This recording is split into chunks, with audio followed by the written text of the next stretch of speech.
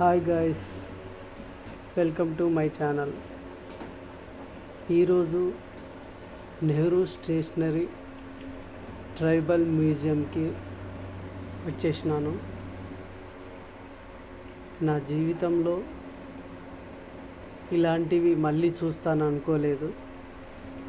ఎందుకు చెప్తున్నానంటే, నాకు 11 ఇయర్స్ ఉన్నప్పుడు నేను అనుభవించిన గుడిసెలివి. ఇప్పుడు నా జీవితంలో మళ్ళీ ఇలాంటి రోజు వస్తుందని అనుకోలేదు. కానీ మళ్ళీ ఈరోజు అలాంటి సిచ్యువేషన్లు చూడాల్సి వస్తుంది. కానీ అప్పుడున్న నా ఫ్రీడము మ్యారేజ్ అయిన తర్వాత, ఇన్ని సంవత్సరాల తర్వాత మళ్ళీ అలాంటి లైఫ్ చూడలేదు నేను.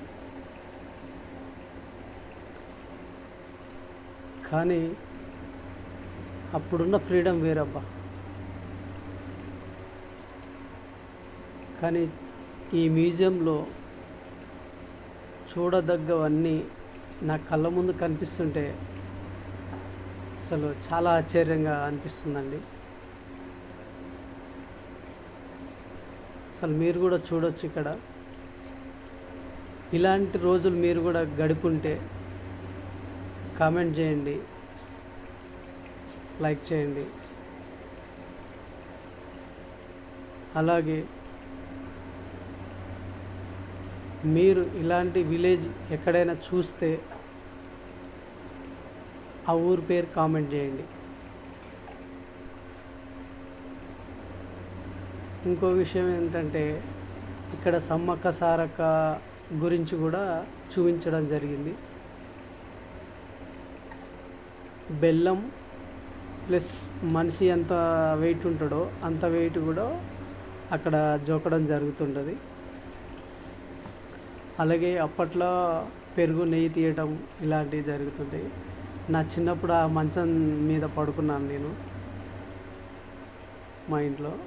మా ఇంటి పక్కన ఇలా ఉండేవి గుడిసెలు. అలాగే మా ఊర్లో గ్రామ పంచాయతీ ఇలా ఉండేది. గ్రామ పంచాయతీలో ఏదైనా ఇంట్లో ఏ విషయం జరిగినా ఇలా పంచాయతీ చేసి తీర్మానం చేసేవాళ్ళు.